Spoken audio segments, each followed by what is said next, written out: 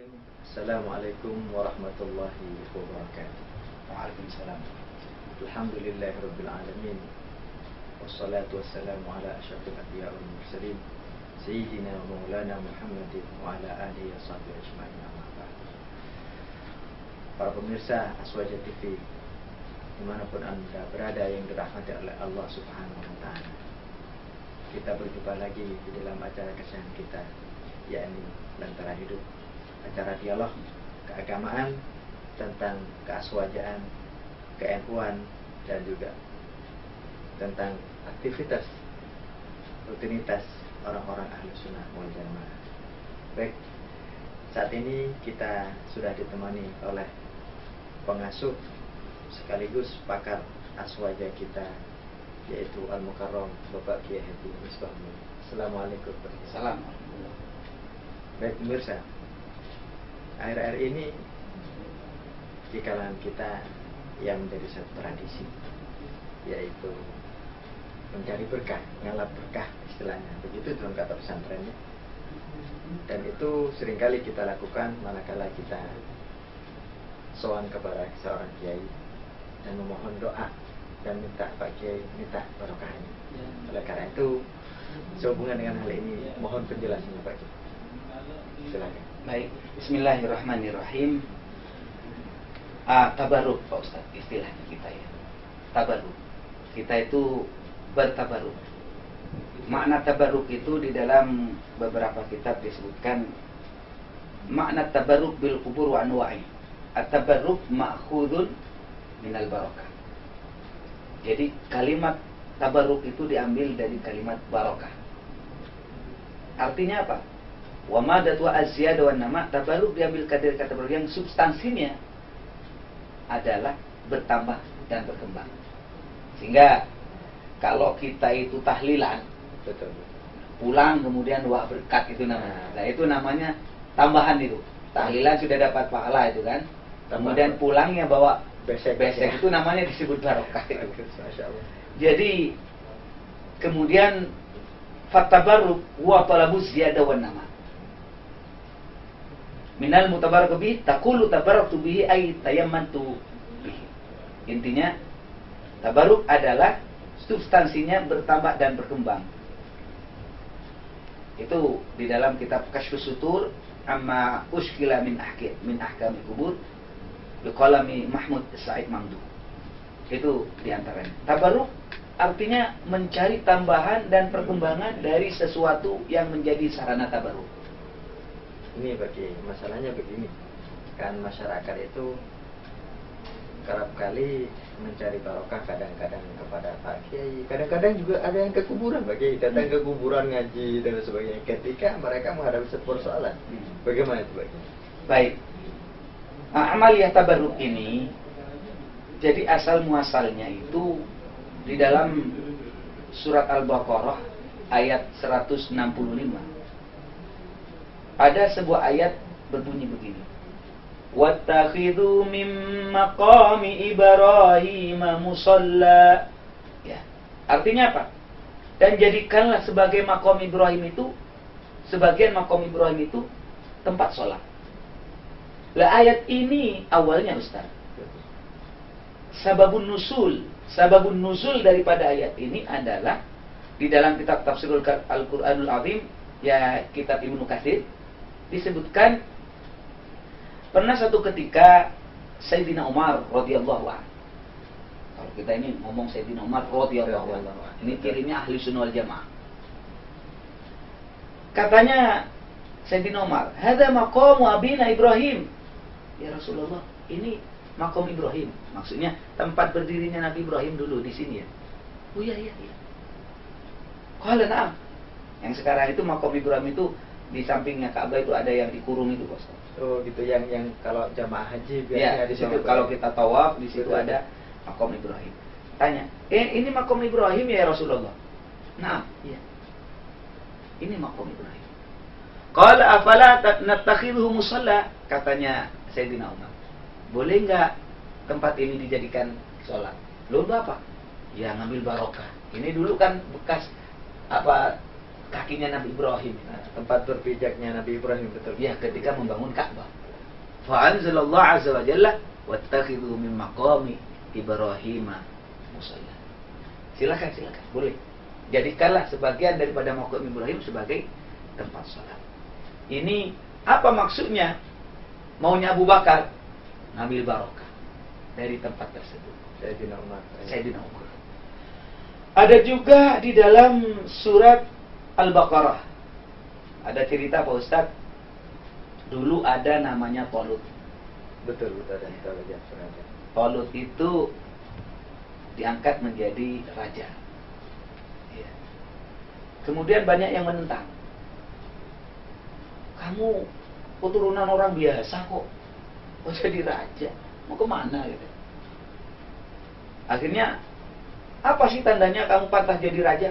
Loh, saya ini dapat mandat. Dari mana? Maka diceritakan.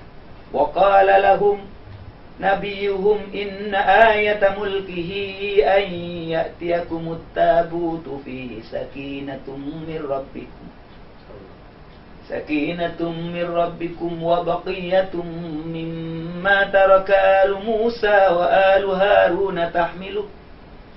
وآل هارون تحمله الملائكة إن في ذلك لآية لكم إن كنتم مؤمنين. Surat Al-Baqarah 248. Artinya apa?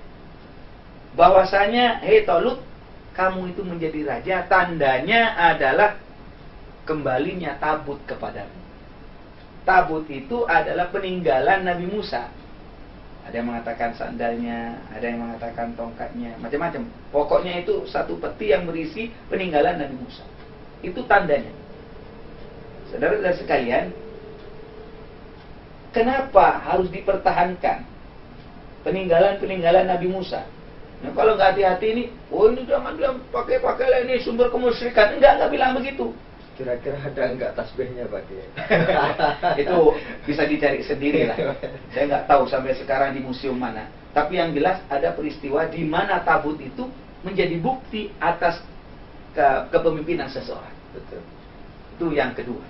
Di dalam Al-Quran artinya apa? Barang ini diambil barokahnya karena pernah dipakai oleh orang-orang soleh sebelumnya. Nabi Musa alaihissalam. Kemudian ada lagi cerita berkaitan dengan tabaruk. Di dalam cerita itu Nabi Yakub, yakni bapaknya Nabi Yusuf alaihissalam.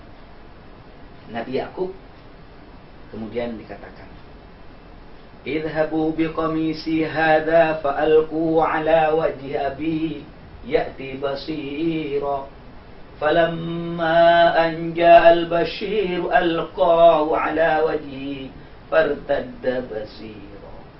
Ya intinya apa? Nabi Yusuf pernah bilang, ini bapakku katanya buta. Oh iya, sudah lama menangisi aku. Iya. Coba ini bajuku kasih ke bapak.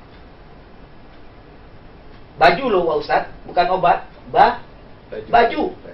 Ini baju bawa ke bapak. Terus usapkan ke wajah bapak. Fartadda basira. Barokah bajunya Nabi Yusuf bisa melihat lagi. Baik, iya. Barokah. Ditahan sampai bisa melihat lagi.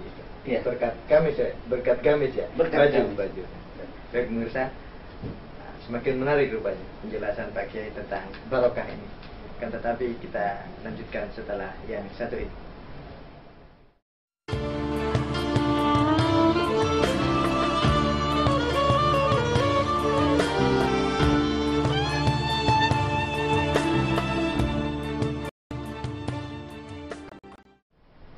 Baik pemirsa Aswaja TV yang dirahmati Allah Subhanahu wa Ta'ala, jangan beranjak kemana-mana dulu, karena pembicaraan ini akan semakin menarik dan juga akan semakin menjadi tambahan pengetahuan bagi kita sekalian. Baik Pak Kiai, kembali kepada barokah yang berkaitan dengan tradisi warga Nahdien yang selalu mengatakan mengalap barokah tersebut.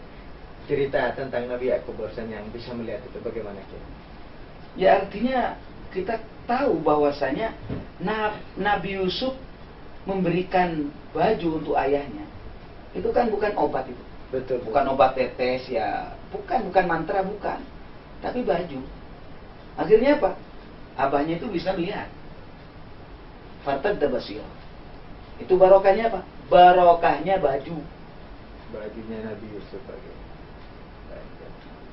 Nah, persoalannya begini. Kalau Al-Qur'annya sudah ada sebenarnya cukup lah ya. Cukup sudah bisa diamalkan, ini dasar kita boleh mengambil barokah itu. Persoalannya di perjalanan ini ya banyak orang yang mengganggu kita. Betul, betul. Dan mengganggunya juga pakai hadis kadang. Ini yang meresahkan juga kepada masyarakat lagi, kepada warga Nahdien khususnya. Bahwasanya dengan kita ngalah barokah yang syirik lah. Lebih barokah dengan ini katanya. Atau mungkin Pak Kiai bisa menjelaskan barokah dengan apa saja, mungkin yang boleh, yang mungkin ada yang tidak boleh juga Pak Kiai. Baik. Jadi ada yang disepakati bersama. Soal tabaruk dengan zat para nabi seperti keringat dan baju mereka boleh, sama-sama boleh. Ini, saya selalu mengatakan orang yang ngaku Ahlus Sunnah wal Jamaah ini cuma dua ini. Kita ini Asy'ari mayoritas umat Islam di dunia. Ada juga segelintir umat Islam yang suka ngafir-ngafirkan orang itu. Ya, kalau Ahlus Sunnah juga Pak. Ngaku Ahlus Sunnah wal Jamaah, cuma itu ngaku Ahlus Sunnah wal Jamaah itu kan tidak sesuai dengan realitanya. Betul. Karena ciri Ahlus Sunnah wal Jamaah itu tidak suka mengkafirkan orang lain walaupun berbeda. Betul. Jadi dalam masalah ini tabaruk dengan zat para nabi seperti keringat dan baju para nabi boleh, sama-sama boleh. Orang Wahabi ngomong juga boleh. Boleh sama. Tabaruk dengan tempat nabi dan tempat yang pernah disentuh oleh mereka. Ahlus Sunnah wal Jamaah mengatakan boleh. Mereka mengatakan, oh syirik itu syirik. Nah ini perbedaannya. Tabaruk dengan zat dan peninggalan orang soleh. Kita mengatakan boleh. Orang Wahabi mengatakan syirik, jangan. Lah, kita harus mendudukkan persoalan ini sehingga tidak menjadi polemik. Jadi ada cerita. Ini data adalah bagaimana Rasulullah SAW pernah menyuruh tukang pangkas rambutnya untuk mencukur rambut bagian kanan dan kiri. Lalu rambut-rambut itu dibagikan kepada para sahabat. Ini di dalam kitab Sahih Muslim. Artinya apa? Rasulullah sadar ini rambutnya ini membawa barokah. Satu. Kemudian ada juga cerita di dalam kitab Majmu' Zawaid wa Manba'ul Fawaid, di mana sahabat Khalid bin Walid, ini halaman 582, bertabarruk sahabat Khalid bin Walid itu dengan rambut ubun-ubun Rasulullah Muhammad sallallahu alaihi wasallam, ditaruh di dalam kopiahnya untuk kemenangan perang. Jadi beliau itu kalau perang itu selalu pakai kopiah yang lusuh itu, tapi isinya adalah rambut Nabi Muhammad sallallahu alaihi wasallam, dan ia selalu menang. Apakah itu kayaknya kalau tradisi kita sekarang disebut jimat ya, sikap Pak Kiai ya. Ya istilah sampean jimat ya. Ya begitu. Bukan orang Madura. Betul. Betul orang Madura. Jimat ya. Ya istilah sikap opo jadinya itu terselana.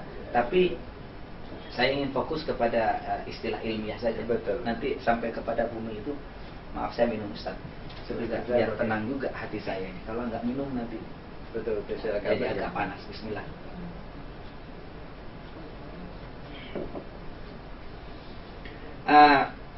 Jadi ceritanya, artinya Khalid bin Walid itu bertabaruk dengan rambut Nabi. Ya sikap katanya sama ya. Di dalam hadis apa? Di dalam kitab Majmu'uz Zawaid wa Manba'ul Fawaid. Kalau saya bacakan Arabnya panjang, tapi intinya di halaman 582. Padahal yang saya tahu bahwasanya Khalid bin Walid itu orang yang ahli, padahal ahli di dalam strategi perang, orangnya peka dan lain sebagainya, tapi masih menggunakan itu bagiannya. Ya. Di sini. Jadi di satu sisi memang Khalid bin Walid jago perang ya. Betul. Dan Khalid bin Walid kemenangannya itu dibuka itu rahasianya, dan beliau itu ya menyimpan rambut Rasulullah, ubun-ubun Rasulullah sallallahu alaihi wasallam. Jadi pernah juga ya Ustaz ya, di dalam kitab Majmu'uz Zawaid wa Manba'ul Fawaid lil Hafidz Nuruddin Ali bin Abdul Qadir Al-Haythami, beliau wafat 807 Hijriah. Itu dikatakan para sahabat itu bertabarruk dengan air sumur Bid'ah yang pernah diludahi oleh Nabi Muhammad sallallahu alaihi wasallam. Coba ada satu sumur namanya sumur Bid'ah, diludahi sama Nabi. Coba. Dan itu rebutan para sahabat. Ludah Nabi Muhammad sallallahu alaihi. Tuh. Ada lagi dahak Nabi. Dahak, kalau tadi ludah kan? Di dalam kitab Sahihul Bukhari. Jadi setiap Rasulullah Muhammad sallallahu alaihi wasallam itu berdahak. Pasti dahaknya beliau jatuh ke tangan salah seorang sahabat, langsung rebutan sahabat itu. Digosokkan ke wajahnya dan kulitnya. Sampai segitunya. Ta'zimnya kepada Rasulullah Muhammad sallallahu alaihi wasallam. Dan itu saya dapatkan di dalam kitab Sahih Bukhari. Sampai keringat Nabi Muhammad. Saya kira ini sudah sepakat ya. Kalau masalah ini ya kita Ahlussunnah wal Jamaah mengenal. Keringat Nabi bagaimana? Sahabat Ummu Sulaim namanya. Ummu Sulaim mengambil keringat Nabi sallallahu alaihi wasallam dan menaruhnya ke dalam botol untuk dijadikan apa? Sebagai minyak wangi. Jadi dakhala alaina Rasulullah sallallahu alaihi wasallam faqala indana fa'araqa wa ja'at ummi biqarurah. Kemudian apa intinya? Ya Ummu Sulaim, ketika itu Rasulullah lagi tidur. Tetesan-tetesan daripada keringat Rasulullah itu diambil, dipungutin, dimasukin ke dalam botol. Fastaiqadha Nabi sallallahu alaihi wasallam. Nabi bangun. Siapa ini? Saya Nabi Ummu Sulaim. Ya Ummu Sulaim, ya Ummu Sulaim, ma'adzal ladzi tasna'in? Ngapain kamu di sini nih? Ini arakun naj'aluhu litibina. Ini keringat sampean Nabi, mau saya jadikan minyak wangi. Ini kalau keringat sampean kan bau. Kalau keringatnya umat Nabi Muhammad sallallahu alaihi wasallam wa huwa atyabut tib, paling wanginya minyak wangi. Subhanallah. Artinya kalau Rasulullah sudah tidak perlu beli parfum bagi betul. Ya, Rasulullah itu kalau berjalan diketahui dari aromanya. Dan itulah kehebatan keistimewaan Rasulullah sallallahu alaihi wasallam. Bahkan Abdullah bin Zubair itu bertabarruk meminum darah bekam Nabi Muhammad. Nah, kalau kita ngomong darah, namanya darah sih secara umum ya nggak boleh. Tapi berani Abdullah bin Zubair itu sehingga menjadikan tubuhnya itu sangat kuat. Baik, mendengar penjelasan dari Pak Kiai ini semakin menarik dan membuat saya ingin bertanya Pak Kiai. Cuman jawabnya nanti. Pertanyaannya begini Pak Kiai. Bahwasanya ini kan semuanya berkaitan dengan Nabi Muhammad. Artinya keringatnya Nabi, rambutnya Nabi, ludahnya Nabi. Kalau sekiranya nanti bukan dari Nabi bagaimana Kiai? Jawabannya nanti baik. Baik pemirsa Aswaja TV yang dirahmati Allah Subhanahu wa taala. Perbincangan kita semakin menarik dan kita lanjutkan setelah yang satu ini.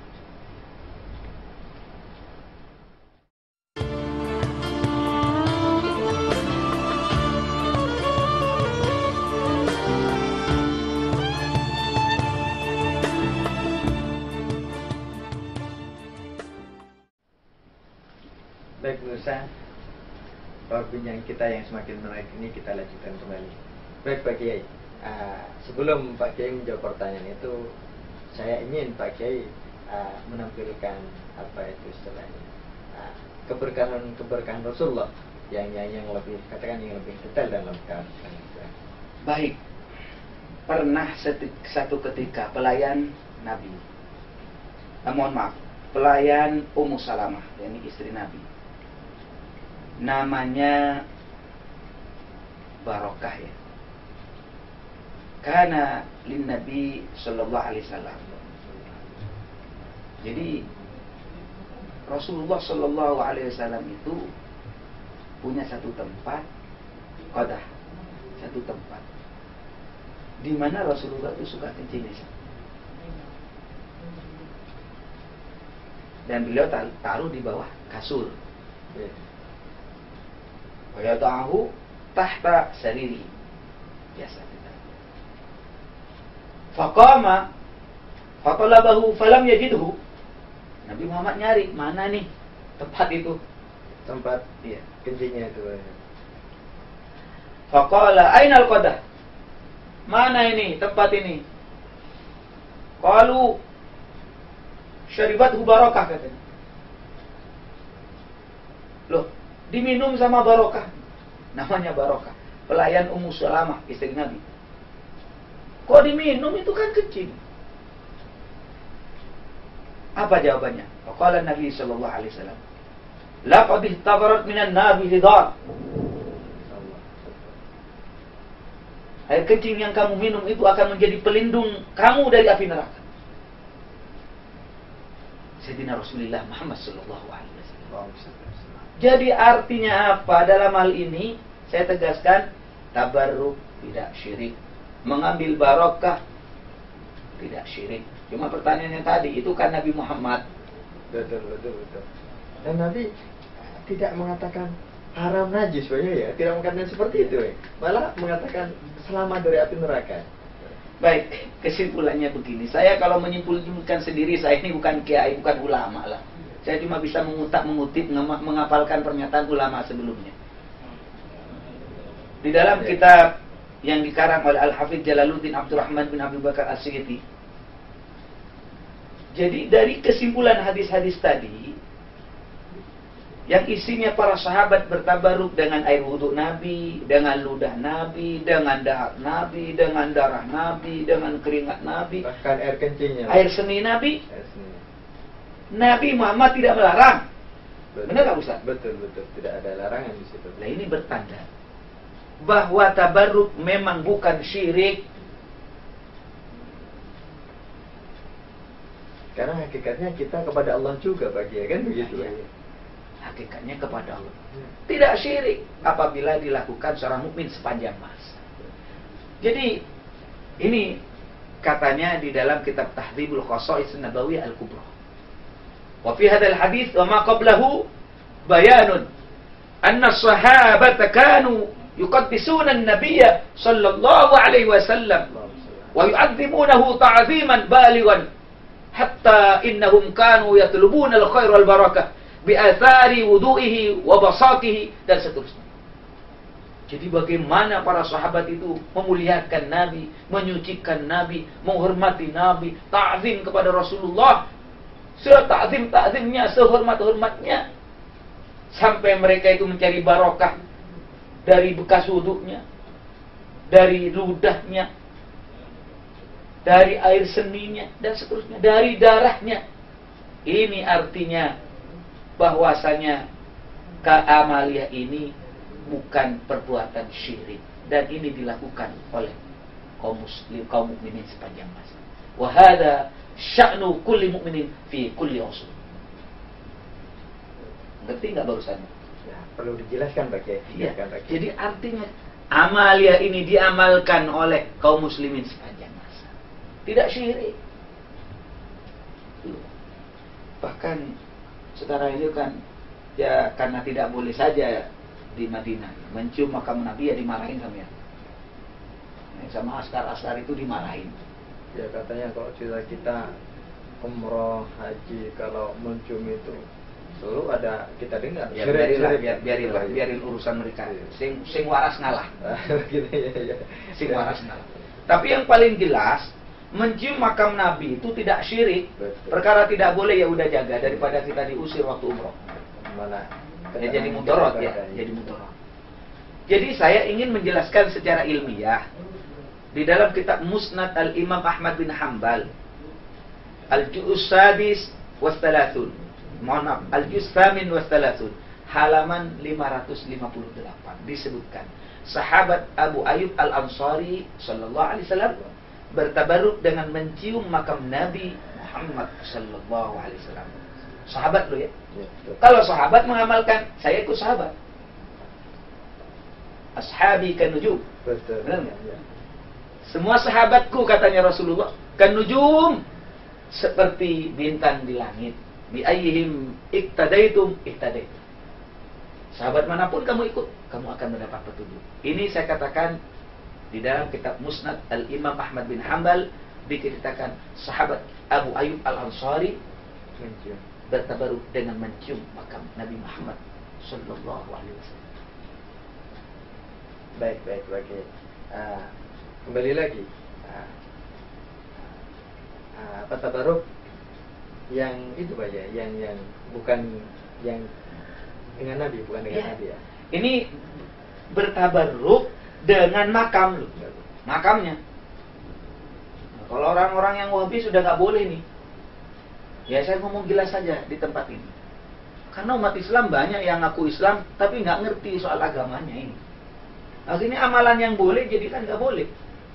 Al-Musnad Al-Imam Ahmad bin Muhammad bin Hanbal mengatakan bahwasanya sanad hadis Abu Ayyub Al-Ansari sahih. Tetapi ini masalahnya, kelompok Wahabi Salafi ini bermain-main dengannya. Mengatakan dhaif lah, mengatakan beginilah. Atau bahkan kemarin begini Pak, ada di salah satu stasiun TV menayangkan yang ke kuburan syirik, waduh. Ini bahaya ini. Bagaimana ini? Ke kuburan, kemudian disandingkan dengan gambar orang yang menyembah berhala. Ini bahaya. Saudara-saudara sekalian, saya ingin berbicara soal data. Biar kita ini ngobrolnya santai. Saya mohon izin, saya haus saya. Silakan.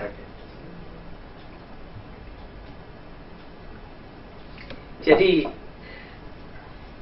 Imam Ahmad bin Hanbal membolehkan bertabaruk dengan cara mengusap dan mencium mimbar dan makam Nabi dengan maksud takarrub kepada Allah.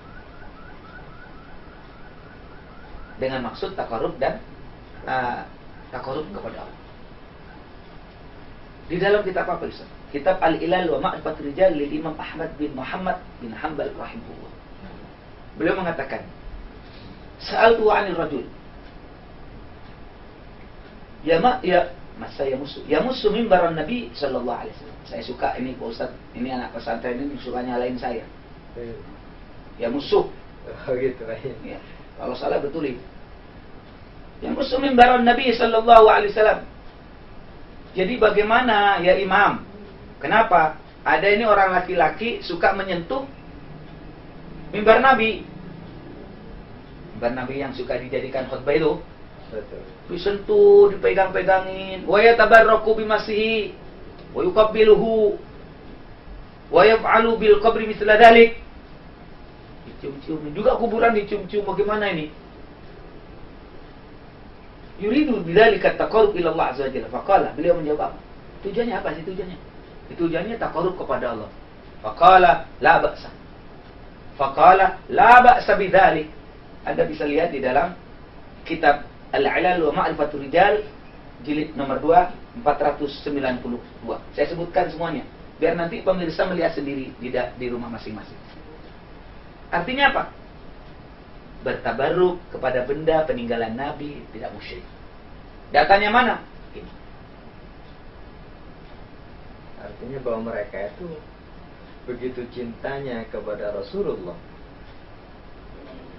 dijadikan sarana untuk takarrub kepada Allah Subhanahu wa taala. Dan tidak apa-apa. Kalau malaikat mengatakan kalau ulama sudah mengatakan tidak apa-apa, ya kita ikut. Nah, dan itu lebih aman bagi dia. Baik. Daripada kita Hanya mereka-reka. mereka-reka. Baik pemirsa Aswajan TV yang dirahmati oleh Allah Subhanahu wa taala. Jangan beranjak kemana-mana dulu karena sesaat lagi setelah yang satu ini kita kembali lagi.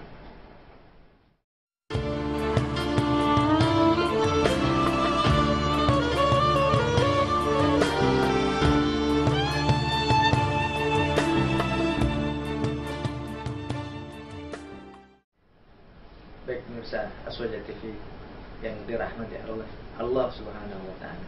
Kita sambung kembali perbincangan kita dengan pakar Aswaja kita, yaitu Kiai Haji Misbahul Munir Khalil. Baik Pak Kiai, menarik sekali tentang barokah ini sebenarnya.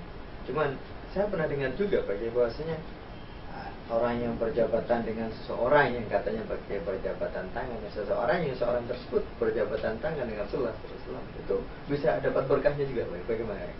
Memang pernah ada itu. Ada sebuah hadis di dalam kitab Al-Adabul Mufrad. Adab Mufrad ini adalah kitab dikarang oleh Al-Imam Al-Hafidh Abi Abdillah Muhammad bin Ismail Al-Bukhari, Imam Bukhari.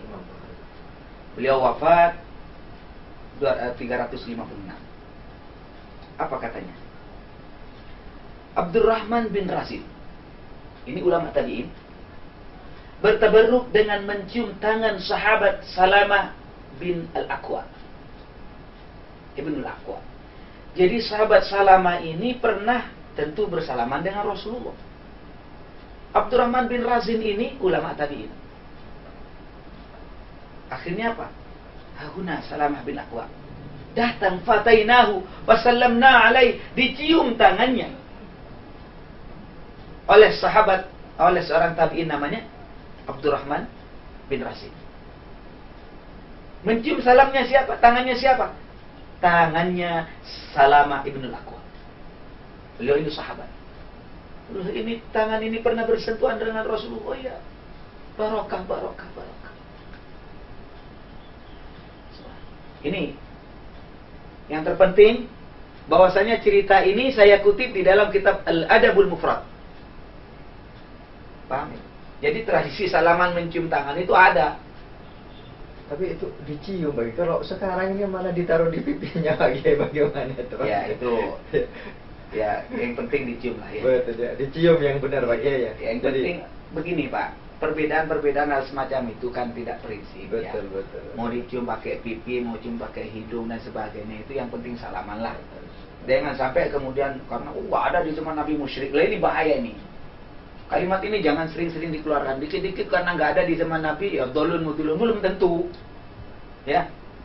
Baik, saya fokus kepada ngobrol santai ya, terkait dengan bagaimana tangan menyentuh Nabi Shallallahu Alaihi Wasallam, yang kemudian tangan tersebut dicari-cari oleh orang, para tabiin, karena pernah bersentuhan dengan Rasulullah Shallallahu Alaihi Wasallam. Jadi ada seorang bernama Sabit Al-Bunani, ini ulama tabi'in, mencium tangan sahabat Anas bin Malik radhiyallahu anhu, di mana sahabat Anas bin Malik pernah menyentuh kepada Rasulullah sallallahu alaihi wasallam di dalam kitab Al-Adabul Mufrad. Jadi ada ceritanya, ditanyakan oleh Sabit, ya Anas, Kiai Anas, Imam Anas, iya, amsastan nabiyya sallallahu alaihi wasallam biyadik, sampean ini pernah menyentuh Nabi ya tangannya ya Anas? Oh iya, qala na'am, iya. Faqabbalaha, dicium tangannya Anas itu oleh Sabit Al-Bunani. Barokah, barokah, barokah. Ini apalagi kalau kita berbicara akhlak. Betul, betul. Katakanlah Al-Adabul Mufrad, bagaimana para sahabat, ini intinya, bagaimana para tabi'in mencium tangannya para sahabat, karena tangannya itu pernah bersentuhan dengan Nabi Muhammad SAW.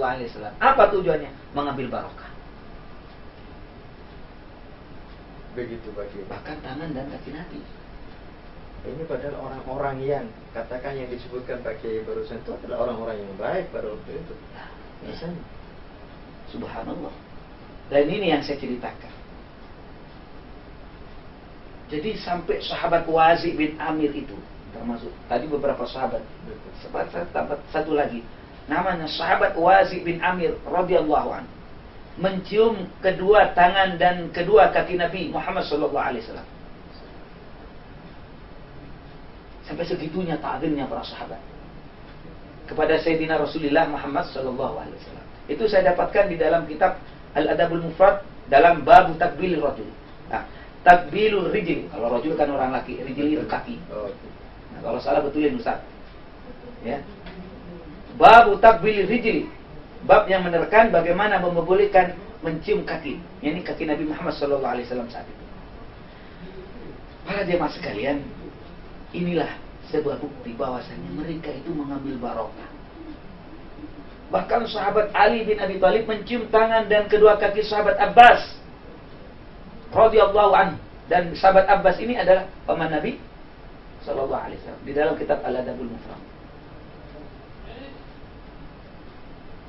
Artinya kalau kita bicara barokah sebenarnya bukan sesuatu yang aneh di dalam Islam Pak Kiai, bukan sesuatu apalagi mengatakan haram, apalagi mengatakan semacam itu, karena memang dari masa Nabi para sahabat tabi'in juga sudah melakukan itu Pak Kiai. Ini yang menarik Ustaz. Ada seorang ulama muhaddis, Imam Muslim. Betul. Kan ada Bukhari Muslim gitu kan? Betul, yang meriwayatkan hadis. Ya. Jadi di antara Imam Muslim di dalam kitab At-Taqyid disebutkan Imam Muslim itu pernah mencium wajah gurunya, yakni Al-Imam Al-Bukhari. Lalu meminta restu untuk mencium kedua kaki Al-Imam Bukhari. Izinkan Imam, saya mau mencium kaki. Mau apa dia? Barokah. Subhanallah. Anda baca sendiri. Da'i hatta aqbilu rijlaik ya Ustaz. Wa sayyidul muhaddithin. Biarkan saya untuk bisa mencium kakimu ya Ustadzil Asatid. Begitu pentingnya Ya sampai begitu barokah sampai ke sana. Jadi artinya kalau tradisi di Nahdlatul Ulama ta'zim kepada para guru ya ada contohnya. Artinya tidak membuat-buat, katakan baru dan Kalau membuat tidak ada di zaman Nabi, bukan seperti itu Pak ya. Kiai. Ya. Kalau sekarang Imam Muslim, benar nggak? Betul.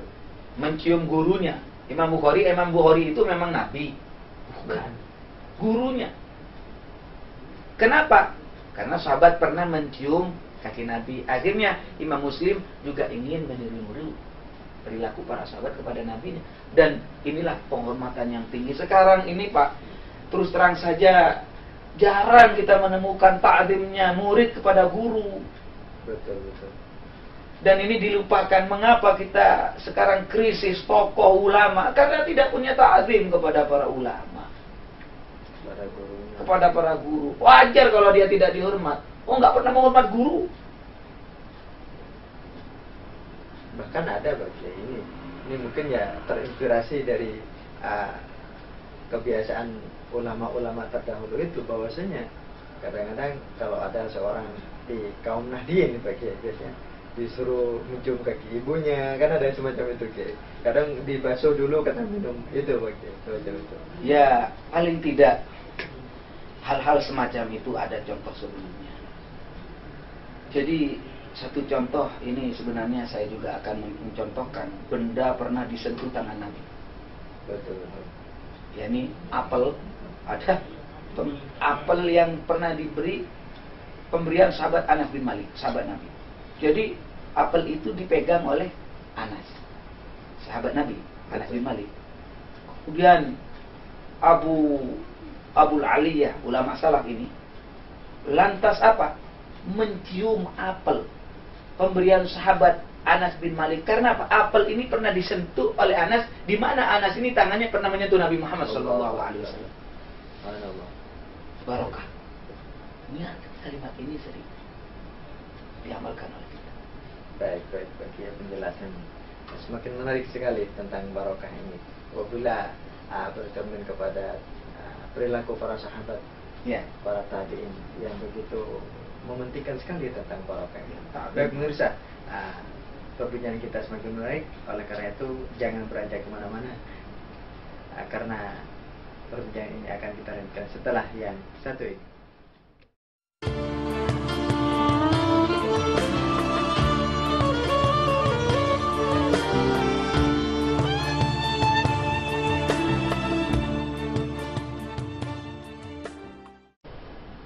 Baik pemirsa Aswaja TV yang dirahmati oleh Allah Subhanahu wa Ta'ala, kita lanjut kembali perbincangan kita yang sangat menarik ini. Baik Pak Kiai, saya sebenarnya ingin sekali Pak Kiai menjelaskan persoalan barokah ini tidak hanya sekedar agar supaya tidak dianggap sebagai asumsi. Dengan data-data itu malah sangat bagus sekali. Itu sekaligus nantinya kan bisa kita jadikan pedoman Pak Kiai, karena kita dihantam kan di sana sini itu dihantam, baik kanan kiri belakang itu selalu dihantam. Wah ini syirik ini, wah ini. Iya, memang saya selalu mengatakan orang-orang seperti itu nggak usah dilayannya. Cuma ada hikmahnya Ustaz. Dengan begitu kita harus mutolaah. Belajar lebih dalam, kemudian mengumpulkan data lebih banyak lagi, sehingga tambah yakin. Sebenarnya awalnya sudah yakin.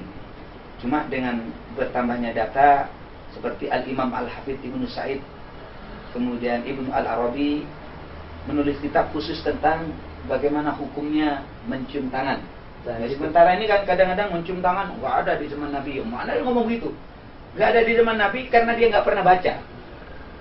Jadi ada khusus, beliau itu wafat 381 Hijriah, 1100 tahun yang lalu, menulis kitab khusus tentang mencium tangan yang berjudul Al-Qubal wal Mu'anaqah wal Musafah secara khusus. Jadi artinya amalia itu mau mu'anaqah itu berpelukan ya, kemudian musafah bersalaman atau mencium, itu juga ada dasar-dasarnya. Kemudian kitab khusus tentang mencium ini juga mencium tangan dan kaki sampai dikarang secara khusus oleh seorang Al-Imam Abdul Fadl Abdullah bin Muhammad As-Siddiq Al-Umawi. Beliau wafat, termasuk ulama belakangan, 1990, menulis kitab khusus tentang mencium tangan dan kaki yang berjudul I'lamun Nabil Bijawazit Takbir secara khusus. Artinya begini, ini saya menekankan kepada titik diskusi bahwasanya amalia ini ada dasar. Nah, itu yang saya suka Pak Kiai, dimana Pak Kiai menyampaikan itu dengan data. Karena selama ini yang saya dengar datanya yang kurang. Betul, penjelasan mungkin bisa sama, tapi datanya itu yang dibutuhkan, yang bisa dijadikan apa istilahnya itu? Rujukan seperti itu. Ya mudah-mudahan lah, mudah-mudahan panjang umur biar selalu memberikan data-data itu. Amin, amin. Tapi pada intinya ilmu ini kita harus kawal. Ya. Bahwasanya ilmu para ulama ini harus kita kawal. Karena memang tugas ulama, himmatul ulama adalah ar-riayah, menjaga agar amalia masyarakat itu selalu dikawal agar bersesuaian dengan ajaran Rasulullah Muhammad SAW. Ini saya ada informasi terkait dengan berkah air hujan gitu ya. Jadi sahabat Ibnu Abbas bertabaruk dengan air hujan gitu, dengan cara menghujankan pelana dan baju-bajunya di dalam kitab Al-Adabul Mufrad. Ada juga memang hujan itu barokah Ustaz. Jadi cuma kadang-kadang sekarang orang berbicara hujan, jangan mandi hujan nanti sakit kamu, ditakut-takuti. Padahal ada babu tayamun bil matar, itu secara khusus bahwasanya sahabat Ibnu Abbas bertabaruk dengan air hujan dengan cara menghujankan pelana dan baju-bajunya. Karena apa? Karena memang ada Al-Qur'annya. Wa nazzalna minas samaa'i ma'am mubarakah. Wa nazzalna, dan aku turunkan minas samaa'i, dari langit, namanya air hujan, ma'an mubarakah, air yang barokah. Masalah kaprah, jangan main hujan dan hujanan, tak sakit. Tapi dulu pernah dengar saya Pak Kiai, bahwasanya ada salah seorang kiai, kiai muda itu, ketika beliau itu masih dalam kondisi bagaimana, masih minus begitu, waktu hujan itu dia memohon kepada Allah, alhamdulillah sekarang sukses. Coba, memang ada barokahnya. Cuman kalau sekarang, kalau Pak Kiai sekarang kalau hujan di dalam mobil Pak Kiai, bagaimana? Jadi begini ya, kita ini kadang-kadang dijajah oleh pemikiran-pemikiran yang salah, berdasarkan asumsi-asumsi. Padahal justru ini berbicara barokah ya. Wa nazzalna minas samaa'i ma'an mubarakah. Jelas itu. Air hujan itu barokah. Ya, kalau tidak ada Qur'annya saya nggak bisa ngomong ini. Tapi karena Qur'an mengatakan begitu saya berani. Cuma persoalannya ya hanya saja barangkali anak-anak kita dilarang jauh-jauh itu takut hilang begitu saja. Tapi persoalan air hujan itu barokah memang ada. Sekarang begini, bolehkah, kan begitu kan? Harus jelas jawabannya, bertabarruk dengan selain Rasulullah. Betul, itu intinya Pak Kiai. Jadi harus paham loh, Rasulullah itu pernah bertabarruk dengan air wudhu kaum muslimin. Jadi kaum muslimin, para sahabat kan wudhu tuh, Kemudian Rasulullah bertabarruk dengan air wudhu kaum muslimin dengan cara menyuruh mengambilkan air dari tempat bersuci kaum muslimin, lalu meminumnya karena mengharap berkah kaum. Rasulullah itu afdalul khalqi, khairul anam, manusia yang paling mulia. Tawaduknya Rasulullah itu bekas air wudhu itu kumpulin. Oh ya, kumpulin. Langsung Rasulullah dibuat bersuci. Mohon maaf, dibuat minum. Untuk apa? Mengharap barokah. Artinya mengambil barokah kepada selain Rasulullah. Rasulullah melakukan itu. Di dalam kitab apa itu Pak Kiai? Di dalam kitab Syu'abul Iman. Artinya keterangan itu memang ada dasarnya, Pak Kiai. Terlebih lagi kan ada satu kebiasaan dari kita kaum Nahdliyin ini, kalau kepada kiai pakai kebiasaan apa? Di dalam hadisnya itu Ustaz disebutkan kan? Ya. Wa kana Rasulullah sallallahu alaihi wasallam yab'atsu ila al-matahir fa yu'ta bil ma' fa yashrabu aw qala fa yashrabu yarju barakata aydil muslimin. Jadi tempat wudu, ambil airnya karena bekas wudu kaum muslimin, Rasulullah mengambil mengharap barokah kaum muslimin yang ada. Baik, artinya kembali lagi bahwasanya barokah itu tidak hanya bersentuhan langsung dengan Nabi, tapi dengan yang lain juga bisa seperti. Ya itu yang ingin saya sampaikan. Malah ini satu kitab yang dikarang oleh Muhammad Nasruddin Al-Albani. Dikatakan Rasulullah itu bertabarruk dengan air wudhu kaum muslimin dengan cara menyuruh mengambilkan air dari tempat bersuci kaum muslimin lalu meminumnya karena mengharap berkah kaum muslimin. Di dalam kitab Sahih Al-Jami' Shaghir, di dalam kitab Al-Jami' Shaghir wa ziyadah. Kana yab'atsu ila al-matahir fa yu'ta bil ma' fa yashrabu yarju barakata aydil muslimin. Beliau mengatakan hasan. Jika suka-suka itu kalau hadis yang diriwayatkan oleh Sahih Al-Albani itu kita semangat sekali. Ya urusanlah, tapi yang jelas beliau menjelaskan itu. Artinya Nabi Muhammad mengambil barokah dari kaum muslimin, dibalik kan? Betul. Baik Pak Kiai. Apa yang sudah dijelaskan oleh Pak Kiai sebenarnya sudah jelas dan gamblang sekali, apalagi Pak Kiai menyebutkan tentang data-data dan kitab-kitabnya. Ini kan akan tetapi itu hanya berkaitan dengan persoalan dengan Nabi, para sahabat. Lalu bagaimana dengan konten yang ada di negara kita Indonesia, di mana orang NU itu Pak Kiai suka sekali pada wali limo, ziarah itu wali limo, wali songo dan lain sebagainya. Bagaimana itu Pak Kiai? Ya pada umumnya, bismillah, pada umumnya ziarah itu diperbolehkan untuk mengingat kematian. Tapi secara khusus ini, kalau kuburannya orang soleh, jelas makam orang soleh itu mengalirkan barokah bagi peziarah. Paham? Di dalam kitab Al-Aqibah lil Imam Al-Bari Al-Hafidh Abi Muhammad Abdul Ishaq Ibn Abdurrahman disebutkan wa'lam anna kubur as-salihin la taklu min barakatin. Jadi kuburnya orang soleh itu tidak sepi daripada barokah. Wa anna zairaha wa musallim 'alaiha wal qari indaha wa da'i man fiha la yanqalibu illa bi khairin. Jadi kalau orang yang datang ke sana, berziarah ke sana, mengucapkan assalamu alayka ya ahlad diyar, assalamu alaikum ya wali Allah, ibadallah, rijalallah, dan seterusnya, mengucapkan salam kepada orang-orang yang ada di dalam kubur, dan itu orang-orang soleh. Orang di sana itu yang datang ke sana, dia tidak akan pulang kecuali membawa kebaikan. Ini waqtu jadul dzalika amaratun wa tabdu lahu minhu bisyarah. Jadi intinya apa? Intinya bahwasanya makamnya orang soleh itu mengalirkan barokah bagi para peziarahnya, termasuk juga makam para wali songo. Ini rupa-rupanya ini Ustadz, hari ini nih banyak orang yang mau memutus mata rantai umat Islam dengan guru-gurunya. Nah, ini yang bahaya Pak. Ini bahaya. Udahlah nggak usah pakai ulama-ulama di sini, langsung kepada ulama Saudi saja, ulama Timur Tengah saja, nggak usah wali-wali songo itu. Malah sekarang situs-situs itu dikabarkan, itu fiktif saja itu. Ini bahaya. bahaya. Kita mau diputus mata rantainya dengan para ulama sebelum kita, ini bahaya. Karena itu kita mempunyai sebuah tradisi hormat kepada para ulama, baik yang hidup maupun yang sudah meninggal dunia.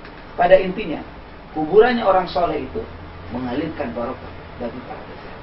Itu kesimpulan saya.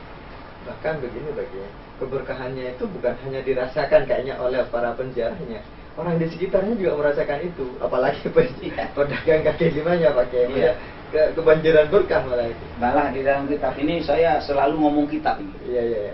Ini namanya kiai itu kitabnya harus jelas. Jadi Syiar A'lamin Nubala itu disebutkan bahwasanya makam para wali itu barokah. Berdoa di sana memudahkan tergabulnya doa. Betul. Karena itu disebutkan bahwasanya qabr ma'ruf atau riyak mujarrab. Intinya apa? Doa di sana itu makam para wali itu baru wajar. Kalau umat Islam itu banyak yang datang ke makam-makam para wali dalam rangka apa? Agar hajatnya lebih diterima oleh Allah Subhanahu wa taala. Mohon maaf, kalau ada orang yang nggak suka dengan amalia ini jangan ribut ya. Kami punya dasar. Kami diajarkan oleh para ulama kami Untuk ta'zim kepada guru. di antaranya, dan itu pun diamalkan oleh ulama-ulama sebelum kita. Jadi kaum muslimin silahkan berziarah.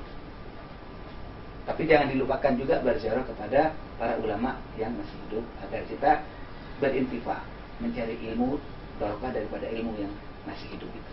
Atau begini lagi, kan memang ada hadisnya kan bagi yang mengatakan ziarah ke kuburan begitu bagi, katanya ziarah ke kubur itu kan sifatnya utamanya kepada orang-orang soleh barusan yang Pak Yai sebutkan. Satu ya mungkin agar supaya kita dapat berkahnya, kemudian juga agar supaya kita juga ingat bahwa kita juga akan sama seperti mereka bagi. Ya banyak manfaatnya seperti tadi. Ada cerita yang menarik. Al-Imam Al-Hafidh Abdul Ghani bin Sa'id Al-Maqdisi Al-Hambali ini bertabaruk dengan makam Imam Ahmad bin Hanbal. Ketika terkena bisul itu nggak sembuh-sembuh, begitu lama dia usapkan tangan itu ke makam Imam Ahmad. Jadi ada makam Imam Ahmad, ini bisul saya nggak sembuh-sembuh, lalu sembuh dan tidak kambuh lagi. Ini di dalam kitab apa? Al-Mawsu'ah Al-Yusufiyah fi bayan adillati Sufiyah. Subhanallah. Ini di dalam kitab ini disebutkan demikian. Penyakit bisul yang tidak sembuh-sembuh karena diusapkan kepada kuburannya Ahmad bin Hanbal. Imam Ahmad bin Hanbal sembuh bagi. Anda lihat di dalam kitab Al-Mawsu'ah itu. Al-Mawsu'ah Al-Yusufiyah halaman 168. Cerita ini adalah cerita yang saya dapatkan di sana.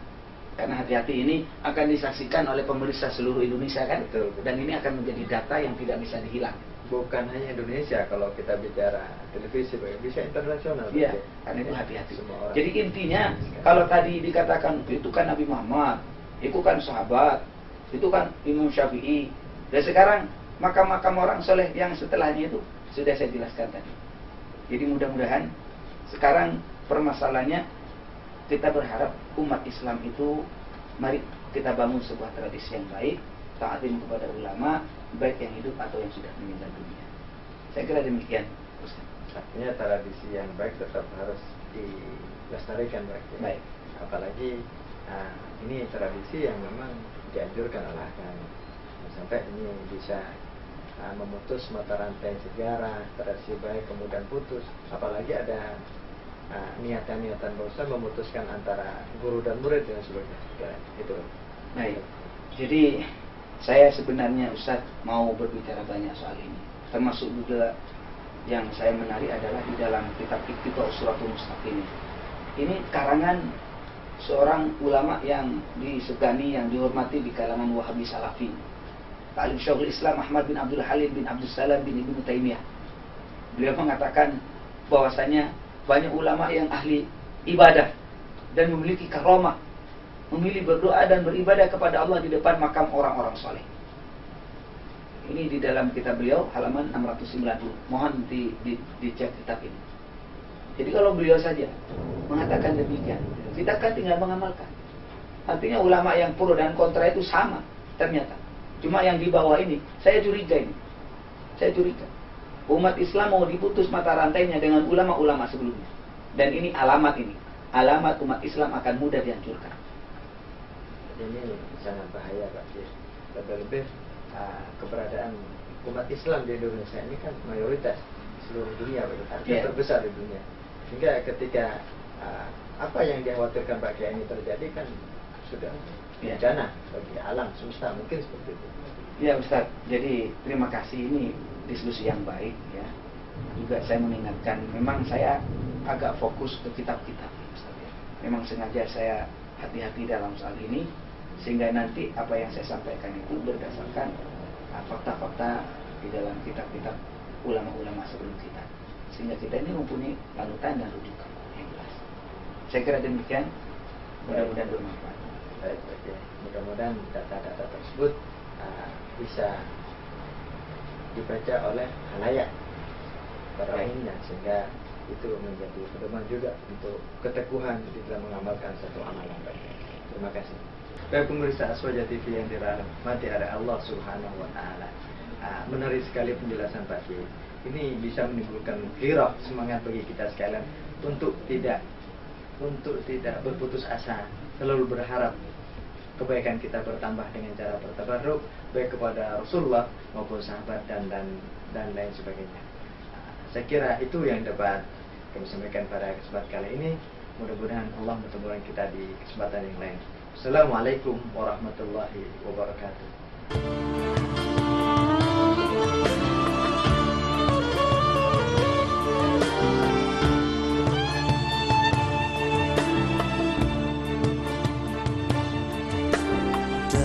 Dalam pelukan kafanku, dalam pasir Arafahmu, semua tertuju padamu, Sang Penguasa hatiku. Oh air mata tobatku,